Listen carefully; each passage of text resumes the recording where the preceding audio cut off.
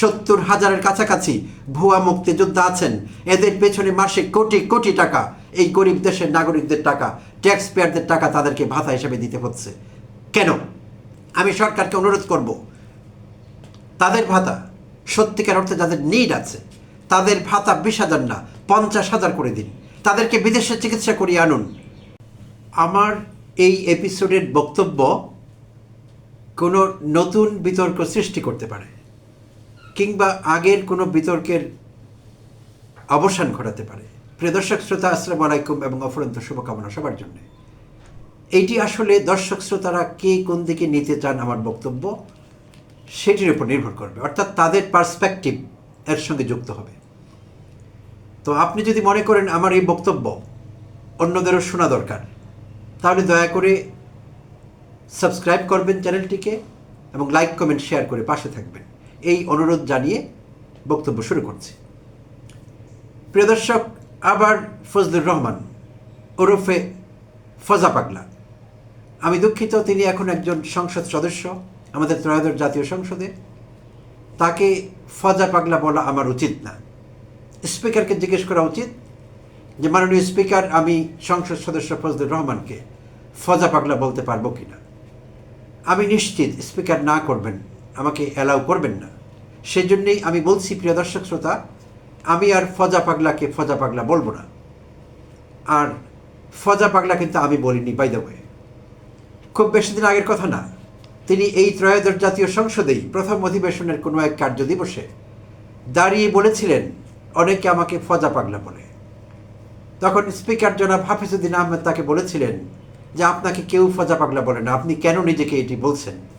তো যাই হোক, যেহেতু তিনি নিজেই প্রেফার করছেন ফজা পাগলা টাইটেলটি, তাই আমি উল্লেখ করেছিলাম। তো স্পিকার যেহেতু আমাকে অনুমতি দেবেন না, আমি ধরে নিচ্ছি, তাই আমি আর বলবো না। প্রিয় দর্শক শ্রোতা, ফজলুর রহমান মানি নতুন বিতর্ক। এই বিতর্ক তিনি এখন থেকে সৃষ্টি করছেন না।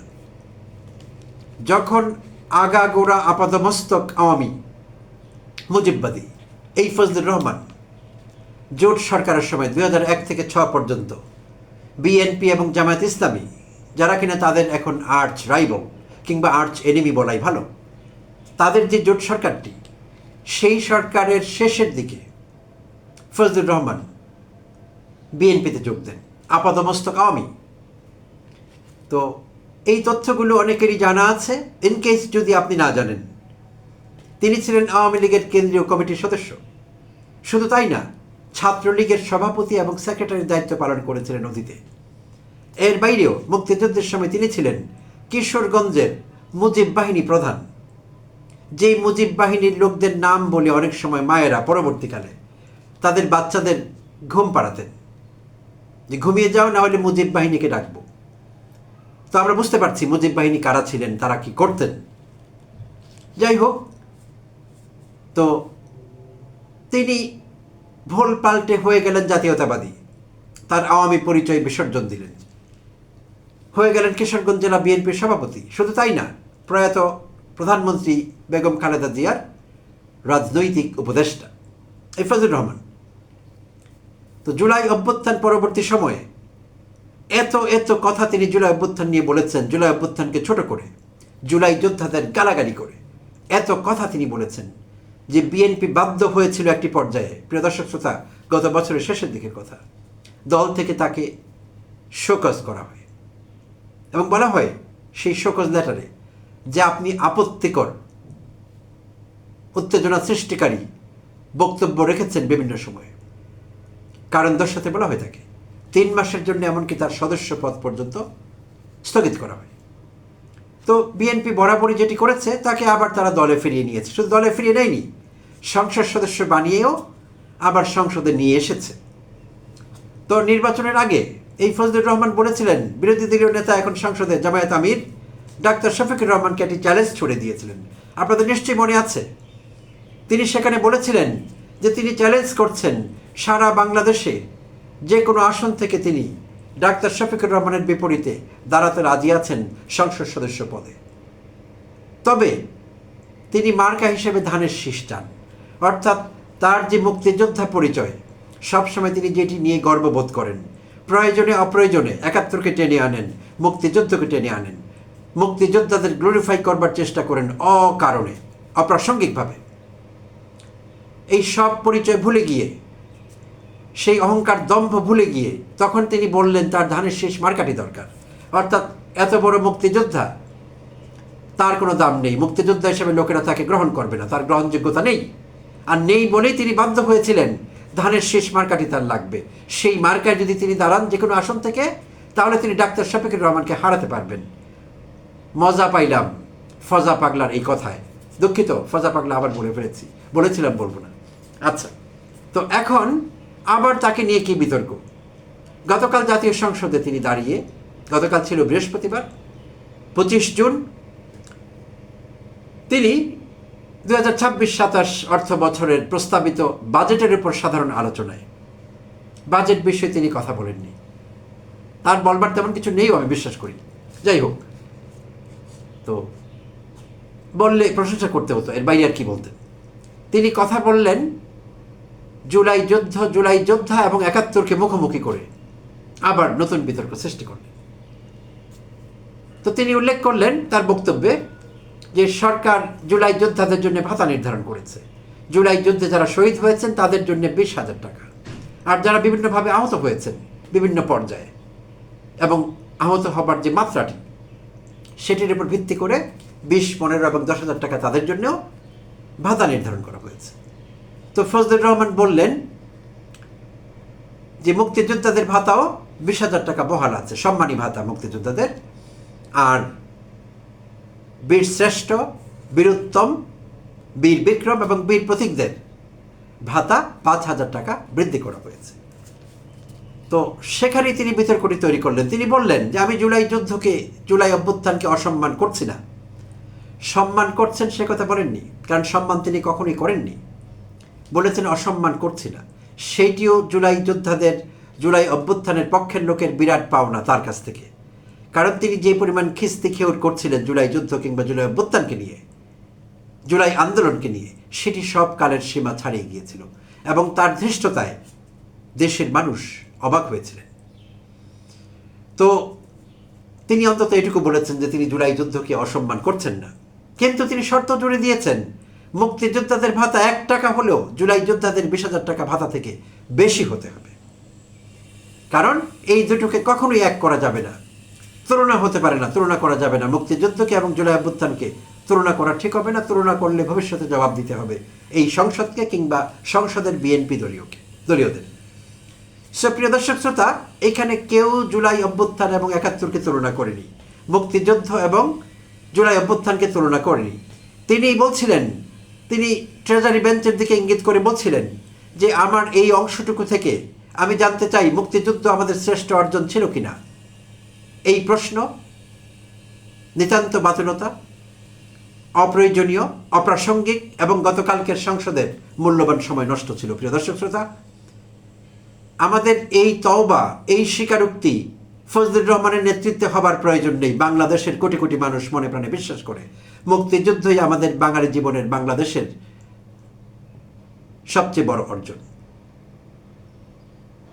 আর সম্প্রতি এনসিপির আহ্বায়ক নাহিদ ইসলাম জাতীয় সংসদে তার বক্তব্যে বলেছেন যে মুক্তিযুদ্ধ আমাদের শ্রেষ্ঠ অর্জন, আর জুলাই অভ্যুত্থান 5 আগস্ট 24 জুলাই আমাদের সেই অর্জনকে পরিপূর্ণতা দিয়েছে।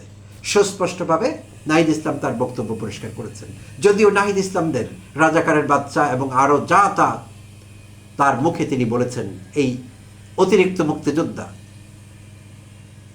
বড় মুক্তিযোদ্ধা ফজলুর রহমান। তো এই বিষয়টি অনেক আগেই পরিষ্কার হয়েছে। মুক্তিযুদ্ধ নিয়ে কোনো বিতর্ক নেই।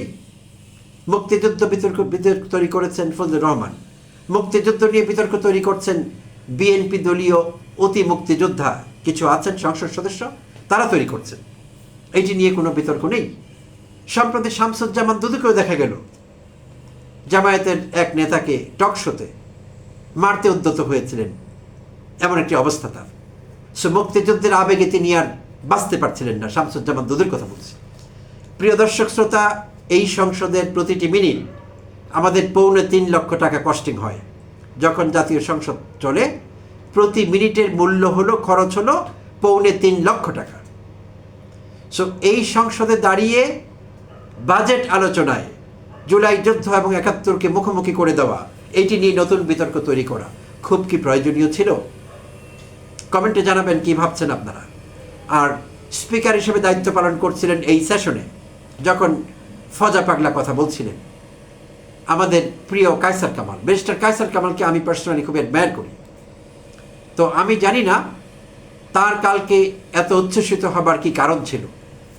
তিনি যখন অপ্রয়োজনীয় এবং অপ্রাসঙ্গিক বক্তব্য রাখছিলেন বাজেট আলোচনায়, তখন তিনি জানালেন, মাননীয় সংসদ সদস্য ফজলুর রহমানকে উদ্দেশ্য করে তিনি বলছিলেন, মাননীয় সংসদ সদস্য, চিফ হুইপ আপনাকে 5 মিনিট সময় বাড়িয়ে দিয়েছেন, আর আমি আপনাকে ব্যক্তিগতভাবে 5 মিনিট বাড়িয়ে দিলাম।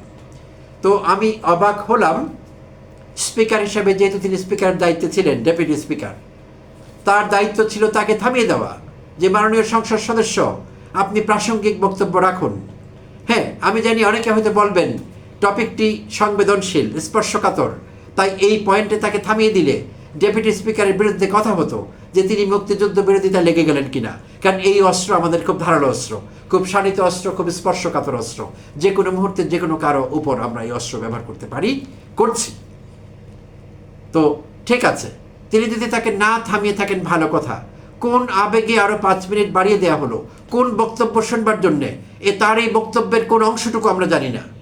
কার শুনবার দরকার এই বক্তব্যগুলো? কার শুনবার দরকার ছিল গতকালকের সংসদে? স্পিকারের দায়িত্বে থাকা ডেপুটি স্পিকার জনাব কায়সার কামাল এই প্রশ্নের উত্তর দেবেন কি? কে শুনতে চেয়েছিল এই আলাপ? হ্যাঁ, বিএনপি দলীয় নারী সাংসদরা টেবিল চাপড়ালেন, বুঝে নাকি না বুঝে, আমি কিন্তু বুঝতে পারিনি সেটি। যখন বলা হলো যে আপনাকে চিফ হুইপ আরও 5 মিনিট সময় দিয়েছে, আমিও আরও 5 মিনিট সময় বাড়িয়ে দিলাম, নারী সাংসদদের দেখা গেল অতি উচ্ছ্বাসে ভয়াবহ রকমের টেবিল চাপড়াতে দেখা গেল। আমি এখনও বুঝবার চেষ্টা করছি দ্বিতীয় দিনে কি বুঝে তারা টেবিল চাপড়িয়েছিলেন, আমি কিন্তু বুঝতে পারিনি বিষয়টি। প্রিয় দর্শক শ্রোতা, আপনারা বুঝতে পারলে জানাবেন। পৃথিবীর সব দেশ তাদের নজর 2050-এর দিকে, 2060-এর দিকে, 2070-80-র দিকে। আমাদের নজর বারবার ঘুরে ফিরে কেন 71-এ? প্রয়োজনে, অপ্রয়োজনে, প্রসঙ্গে, প্রসঙ্গের বাইরে, কেন? আর যেই ভাতা নিয়ে প্রশ্ন উঠেছে, মুক্তিযোদ্ধাদের ভাতা, জুলাই যোদ্ধাদের ভাতা, আমি এই দেশের একজন সচেতন নাগরিক হিসেবে পরিষ্কারভাবে দাবি করতে চাই সব মহলের কাছে, এই বিষয়ে আলোচনা হোক ব্যাপক তুমুল। ভাতার জন্য কে মুক্তিযুদ্ধ করেছিলেন? বাংলাদেশের কোন মানুষটি ভাতার জন্য মুক্তিযুদ্ধে অংশগ্রহণ করেছিলেন, মুক্তিযোদ্ধা হয়েছিলেন? ভাতার জন্য মুক্তিযুদ্ধ করতে গিয়ে কারা শহীদ হয়েছিলেন? ভাতার জন্য মুক্তিযুদ্ধ করতে গিয়ে কারা আহত হয়েছিলেন, পঙ্গু হয়েছিলেন? একজন লোকের নামও কি আপনারা বলতে পারবেন? এটি একটি রাজনৈতিক ধাপ্পাবাজি। বাংলাদেশের মতো গরিব দেশে, যে দেশে কোটি শিক্ষিত তরুণ বেকার, যে দেশের মানুষের মৌলিক মানবিক চাহিদা এখনো পূরণ হচ্ছে না, সেই দেশে মুক্তিযোদ্ধাদের লক্ষ লক্ষ মুক্তিযোদ্ধা তৈরি করে সম্প্রতি আমরা জানতে পেরেছি 70,000-এর কাছাকাছি ভুয়া মুক্তিযোদ্ধা আছেন। এদের পেছনে মাসে কোটি কোটি টাকা, এই গরিব দেশের নাগরিকদের টাকা, ট্যাক্স পেয়ারদের টাকা তাদেরকে ভাতা হিসেবে দিতে হচ্ছে। কেন? এই প্রশ্নের উত্তর চাই, পার্লামেন্টের কাছে চাই, স্পিকারের কাছে চাই, সবার কাছে চাই, প্রধানমন্ত্রী তারেক রহমানের কাছে চাই। কেন 70,000 ভুয়া মুক্তিযোদ্ধাকে ভাতা দিতে হবে? আসল মুক্তিযোদ্ধাদেরই বা কেন ভাতা দিতে হবে? কি কারণে দিতে হবে? হ্যাঁ, আসল মুক্তিযুদ্ধ যারা করেছেন, প্রকৃত মুক্তিযোদ্ধা, তাদের মধ্যে কেউ যদি অভাবী থাকেন, যে প্রচণ্ড রকমের অভাবে আছেন, তার সংসার চলছে না, অসুস্থ আছেন, চিকিৎসা চলছে না, এক্সকিউজ মি, তাদেরকে ভাতা দিতে হবে। শুধু দিতে হবে না, আমি সরকারকে অনুরোধ করব, তাদের ভাতা সত্যিকার অর্থে যাদের নিড আছে, তাদের ভাতা 20,000 না 50,000 করে দিন, তাদেরকে বিদেশে চিকিৎসা করিয়ে আনুন। এইটি তাদের অধিকার, এইটুকু তারা পেতে পারেন যাদের প্রয়োজন আছে, আমি আবারও বলছি। আর শুধুই মুক্তিযুদ্ধ করেছেন সেজন্য 20,000 টাকা ভাতা পেতে হবে মাসে হরে দরে। Why is this nonsense? I call it a nonsense. এটি বাজে কথা, এটি হতে পারে না। পৃথিবীর কোনো দেশে এরকম নজির নেই, হতে পারে না। যোদ্ধা হতো মুক্তিযোদ্ধারা, আমি আমেরিকাতেও দেখেছি, ভেটারানরা ভাতা পান, যোদ্ধা হতো, কিন্তু সুস্থ আছেন, ভাতা পান, এমন ইতিহাস আমার জানা নেই। পৃথিবীর কোনো দেশে দেয়া হয় কিনা, প্রিয় দর্শক শ্রোতা, পৃথিবীর আরও বহু দেশে মুক্তিযুদ্ধ হয়েছে, জানাবেন আপনারা কমেন্টে যদি আপনাদের জানা থাকে। তাহলে এই মুক্তিযুদ্ধ ভাতাই বন্ধ করতে হবে first of all. Excuse me, আমার নিজের আত্মীয় স্বজনের মধ্যে এমন লোক আছেন মুক্তিযুদ্ধ করেছেন, সার্টিফিকেট আছে, ভাতা পাচ্ছেন, কিন্তু এই ভাতার তাদের কোনো প্রয়োজন নেই, তারা বেশ সচ্ছল। সরকার দিয়ে দিলে তারা কি ফেরত দেবে? কেন দেবে? তাই এখন সময় এসেছে শুধু কে ভুয়া মুক্তিযোদ্ধা সেটি যাচাই করা না, কে আহত মুক্তিযোদ্ধা, কে সত্যিকার অর্থে নেডি মুক্তিযোদ্ধা, কার হেল্প দরকার সেটিও খুঁজে বের করা, আর সচ্ছল সক্ষম সব মুক্তিযোদ্ধার ভাতা বাতিল করা। জুলাই যুদ্ধের ক্ষেত্রে আমার একই কথা থাকবে। জুলাই যুদ্ধের ব্যাপারে আমাদের আবেগ আছে, যেমনি আছে মুক্তিযোদ্ধাদের ব্যাপারে, মুক্তিযুদ্ধের ব্যাপারে। জুলাই যুদ্ধে যারা শহীদ হয়েছেন, যেসব পরিবারের সদস্যরা শহীদ হয়েছেন, তাদের পরিবারের ফাইন্যান্সিয়াল স্ট্রাকচার দেখতে হবে। তাদের পরিবারটি কেমন? যিনি শহীদ হয়েছেন তিনি কি পরিবারের একমাত্র উপার্জনক্ষম ব্যক্তি ছিলেন? উপার্জন বন্ধ হয়ে গেছে, তার জন্যে সেই পরিবার ভাতা পেতে পারে। কিংবা সত্যিকার অর্থে একটি পরিবার খুবই নিডি, জুলাই অভ্যুত্থানে তাদের সন্তান শহীদ হয়েছেন, সেই পরিবার ভাতা পেতে পারে। আহত জুলাই যোদ্ধারা চিকিৎসা পেতে পারেন, বিদেশেও চিকিৎসা করিয়ে আনতে হবে তাদেরকে দরকার হলে। কিন্তু হরে দরে শুধু জুলাই যুদ্ধে অংশগ্রহণ করেছেন এমন হলে কোনো ভাতার দরকার নেই, আর সেটি করাও হয়নি। আসলে শহীদ হয়েছেন যারা, তাদের ব্যাপারে এটি বরাদ্দ করা হয়েছে। তো সেখানেও আমার কথা আছে, শহীদ হয়েছেন বলেই তাদের সবগুলো পরিবারকে ভাতা দেওয়ার কোনো দরকার আছে কিনা জানি না। আমি আবার বলছি, এখানে খুঁজে বের করতে হবে জুলাই যুদ্ধে শহীদ হয়েছেন এবং পরিবারটি সত্যিকার অর্থে নিডি, সচ্ছল না, তাদের স্ট্রাগল হচ্ছে বেঁচে থাকতে, সার্ভাইভ করতে, সেই সব পরিবারে শুধু ভাতা পেতে পারে। বাকিদের ট্যাক্স পেয়ারের টাকা এইভাবে খরচ করবার কোনো মানে নেই, এটি হতে পারে না। তাই ফজলুর রহমানরা যতই জুলাই যোদ্ধাদের ভাতাকে মহিমান্বিত করবার চেষ্টা করেন, এই দেশের কোটি কোটি মানুষ এই আইডিয়া এখন মানছেন না। এই আইডিয়া অনেক আগেই আমরা খারিজ করে দিয়েছি। এরকম পাইকারি মুক্তিযোদ্ধা ভাতা আর চলবে না। অনতিবিলম্বে খুঁজে বের করে প্রকৃত নেডি যাদের সত্যিকার অর্থে দরকার, সেই সব মুক্তিযোদ্ধার ভাতা দরকার হলে কিছুটা বাড়িয়ে দিতে হবে। আর শুধুই মুক্তিযুদ্ধ করেছেন বলে ভাতা যারা এতদিন নিয়েছেন তাদেরকে সেই টাকা ফেরত দেওয়ার কথা বলছি না, কিন্তু অনতিবিলম্বে সেই ভাতা প্রদান বন্ধ করতে হবে। এইটি রাজনৈতিক ধাপ্পাবাজি যা শেখ হাসিনা সৃষ্টি করেছিলেন, একথা বোঝাবার জন্য আওয়ামী আমলে যে আমরা মুক্তিযুদ্ধ অন্তপ্রাণ, তাই আমরা সব মুক্তিযোদ্ধাকে ভাতা দিচ্ছি। রাজনৈতিক ভাতাবাজি, বাটপাড়ি, প্রতারণা এই দেশের মানুষের সঙ্গে, এবং সেইটি যত দ্রুত বন্ধ হবে ততই ভালো। আর এই ধান্দাবাজ ফজলুর রহমান আর কতদিন জুলাই যুদ্ধ এবং ৭১কে মুখোমুখি করবেন সেটি আমরা জানি না। আর কতদিন আমাদের এই বক্তব্য শুনতে হবে, অপ্রয়োজনীয়, অপ্রাসঙ্গিক, এবং জাতীয় সংসদের মতো জায়গায় মিনিটে ৩.৫ লক্ষ টাকা খরচ করে। প্রিয় দর্শক শ্রোতা, এই প্রশ্নের উত্তর আপনাদের জন্য রইল। কমেন্ট করতে ভুলবেন না। অবশ্যই আপনি সাবস্ক্রাইব না করে থাকলে অনুরোধ করব আমার চ্যানেলটি সাবস্ক্রাইব করতে। ধন্যবাদ জানবেন, এবং আবারও কথা হবে অন্য কোনো এপিসোডে।